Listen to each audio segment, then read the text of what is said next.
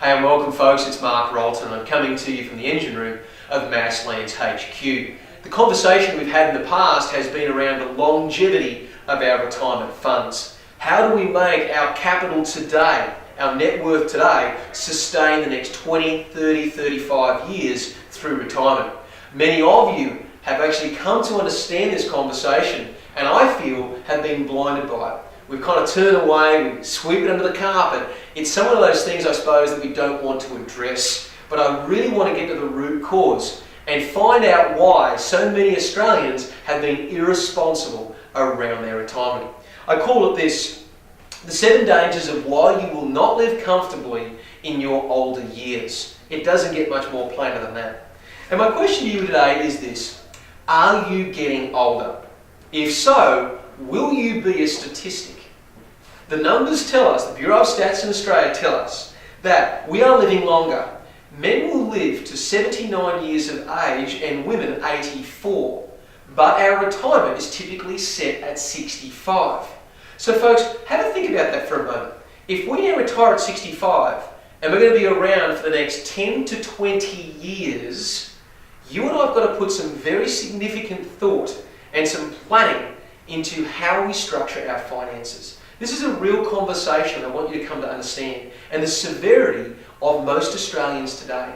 This is not coincidence that nearly 2/3 of Australians end up on a pension, right? It's not a coincidence at all. It's called a lack of focus, and it's called irresponsibility on their part. Now I know that all of us have parents, mine included, that are moving towards a pension.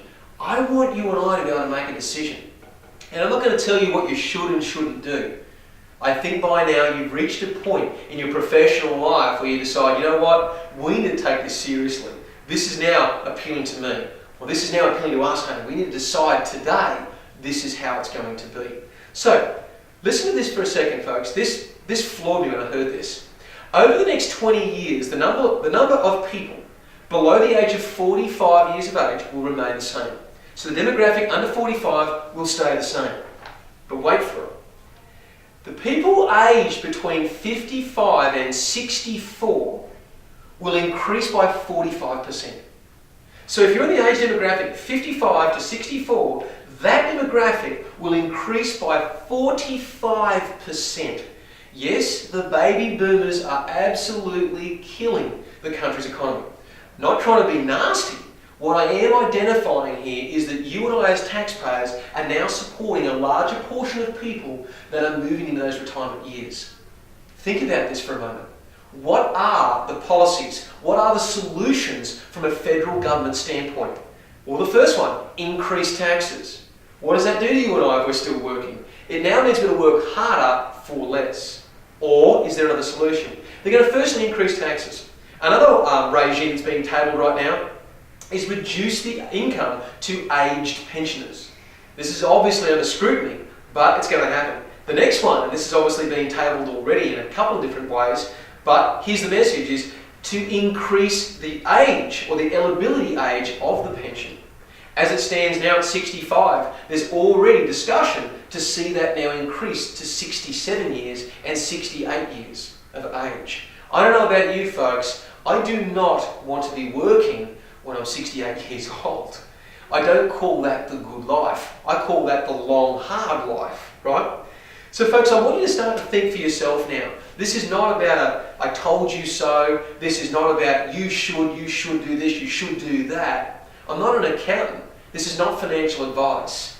I will now ask you to be honourable to yourself. I will now say it's time to stand up and be counted. If you're going to be a statistic, well, follow the current regime. Don't do anything. Don't plan. Don't look ahead. Don't invest. Don't save money. Just keep continuing the way that you are. But if you now elect for something different, if you are looking for change, if you are looking for a long-term plan, a sustainable plan that will set you up now financially to reap rewards in excess of your income today, and I'm saying not just live or sustain your current lifestyle, I'm actually saying increase your current lifestyle. You now want to listen, and listen carefully.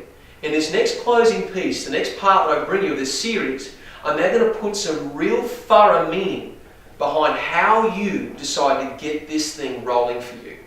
Many of us have tried investing, it might have blown up in our face, we borrowed too much, we bought too much too quickly.